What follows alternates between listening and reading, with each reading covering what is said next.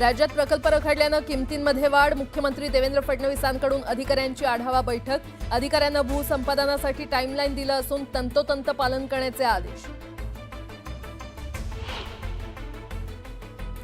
राज्यातील 11 महत्वाकांक्षी प्रकल्पांच्या भूसंपादनासाठी लागणाऱ्या 53,354 कोटी रुपयांच्या निधीची तरतूद करा.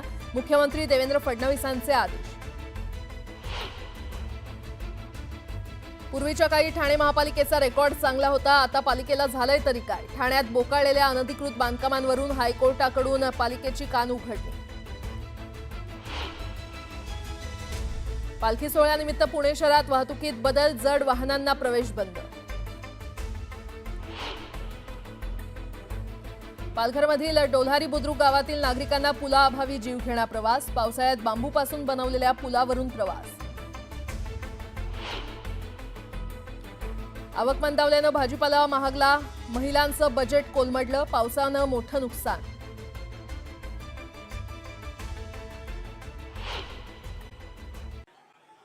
होणार की नाही होणार कळेल ना. जे यांच्या मनात आहे आणि राज्याच्या मनात आहे तेच मी करेन.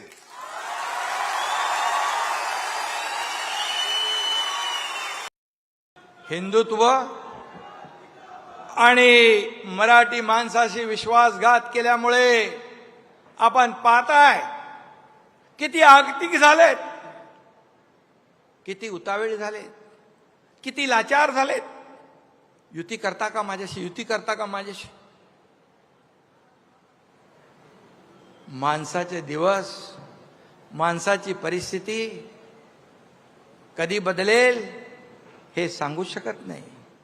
परंतु जेव्हा सत्तेमध्ये असतो आपण त्यावेळेस सगळ्याला कसपटा समान समजणारे आज त्यांची काय अवस्था झाली आहे.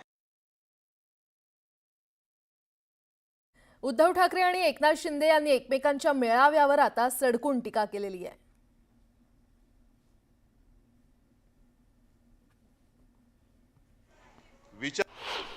पैसे फेकून जमवलेली माणसं नाहीयेत.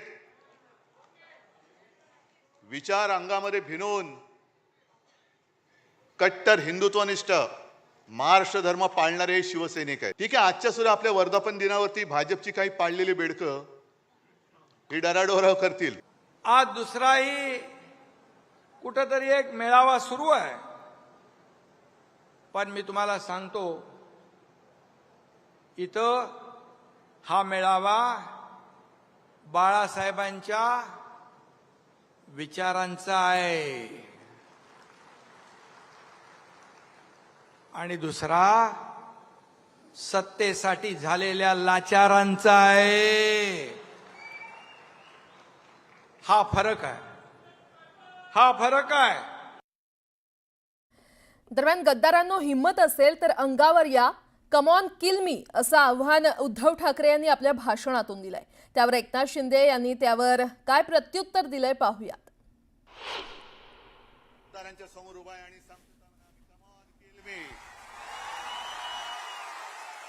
असेल हिम्मत तर या अंगावर. फक्त अंगावर येणार असाल तर एक गोष्ट नक्की करा. अमिताभ बच्चनचा तो पिक्चर होता ना, अँब्युलन्स घेऊन यायचा, तसा अंगावर माझ्या येणार असेल तर अँब्युलन्स घेऊन यायची. कारण येताना सरळ याल, जाताना आडवे होऊन जाल. भाषणात म्हणाले, मेळाव्यामध्ये, come on kill me, come on kill me. English picture बघून आले असतं वाटतं. पण मला एकच सांगायचं आहे, मरे हुए को क्या मारना है. अरे महाराष्ट्रातल्या जनतेने विधानसभेत तुमचा मुर्दा पाडलेलाच आहे. अँब्युलन्स घेऊन या, अँब्युलन्स मधून परत जाल, म्हणजे तुम्हाला आम्ही फटके देऊ, तुम्ही परत जाल. पण नुसताच करून शोर मनगटात येत नाही जोर, हे लक्षात ठेवा. मुंबईवरून उद्धव ठाकरे आणि एकनाथ शिंदेंमध्ये शाब्दिक वार पलटवार पाहायला मिळालाय. या मिंद्याच्या काळामध्ये 3,000 कोटींनी जास्त असलेले टेंडर सुप्रीम कोर्टाने रद्द केलं होतं. किती लोकांना माहिती आहे? 3,000 कोटी रुपये गेले कुठे? गेले ना. अदानीला सगळं फुकट देऊन टाकतायत, पिलतायत सामान्य माणसाला. आणि पुन्हा आपल्या आपल्यात लढाई करून अदानी मोकाट सुटलाय. ही लढाई केवळ उद्धव ठाकरेची नाहीये, शिवसेनेची नाहीये. ही 1960 साली ज्या मराठी माणसांनी बलिदान देऊन रक्त सांडून ही मुंबई आपल्याला मिळवून दिली, त्या रक्ताची शपथ घेऊन ही मुंबई आम्ही आमच्यापासून तोडू देणार नाही, मुंबईचं महत्त्व खतम करू देणार नाही. म्हणून जर आपण उभे राहिलो तरी मुंबई वाचेल. काही लोकांना निवडणुका आल्यावर जनतेची, कार्यकर्त्यांची आठवण येते. एरवी त्यांचं काय असतं, हम दो हमारे दो एवढंच असतं. पण आपलं नाही आहे. आपलं अख्खा महाराष्ट्र आपलं आहे. महाराष्ट्रातली जनता आपली आहे.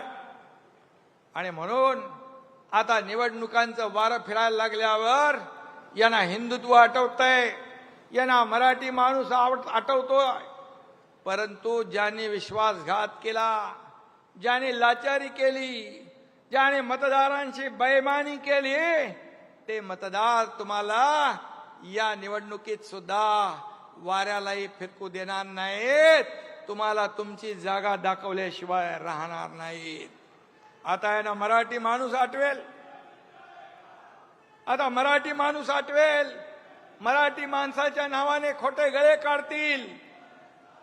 मला त्यांना विचारायचं आहे की बाळासाहेबांच्या नंतर मराठी माणसासाठी तुम्ही काय केलं, याचा हिशोब तर द्या. याचा हिशोब द्या. तुम्ही मराठी माणसापासून फारकत घेतली, हिंदुत्वापासून फारकत घेतली. तुमच्या नाकर्तेपणामुळेच मुंबईतला मराठी माणूस हद्दपार झाला, मुंबईच्या बाहेर गेला. तसा जर का आपण गांभीर्याने विचार केला तर आज आपल्या देशाला पंतप्रधानांची गरज आहे. आज देशाला पंतप्रधान कुठे आहे? भाजपला आहे. देशाला कुठे आहे? इतर वेळेला शेपट्या घालून आत बसणार. तुम्ही सैन्याचे पाय तर बांधलेच, नाही तर सैन्याने धडक दिली होती, आजपर्यंत आपण पाकिस्तान घेतलाही असता. पण ट्रम्पचा फोन आल्यानंतर हे युक्रेन का वॉर रुकवा दी पापा, वॉर रुकवा दी पापा, ती जाहिरात होती ना, आपण पण केली होती. पण ट्रम्पचा फोन आल्यानंतर यांचा आवाजच गेला. काय करायचे ते असे प्रधानमंत्री, काय करायचे तसे गृहमंत्री की अयोध्येत राम मंदिर बांधा आणि काश्मीरचं 370 कलम हटवा. बाळासाहेब म्हणायचे, मला एक दिवस प्रधानमंत्री बनवा, ही दोन्ही कामं मी करेन. मग ही दोन्ही कामं कोणी केली? या देशाचे प्रधानमंत्री नरेंद्र मोदीजी आणि गृहमंत्री अमित शहा यांनी केली. मग बाळासाहेबांचं स्वप्न साकार करणाऱ्यांना शिव्या आणि बाळासाहेबांनी ज्या काँग्रेसला कायम दूर ठेवलं त्यांच्या नावाने तुम्ही गाणार ओव्या. संपूर्ण 140 कोटी जनतेला ऑपरेशन सिंदूर बद्दल अभिमान आहे. आपल्या लष्करी सेनेबद्दल अभिमान आहे. या देशाच्या प्रधानमंत्र्यांच्या बद्दल पण अभिमान आहे. बाळासाहेब असते तर मुक्त कंठाने त्यांना शाबासकी दिली असती. परंतु शाबासकी जाऊ द्या, ही कद्रू माणसं आरोपाशिवाय करणार काय दुसरं?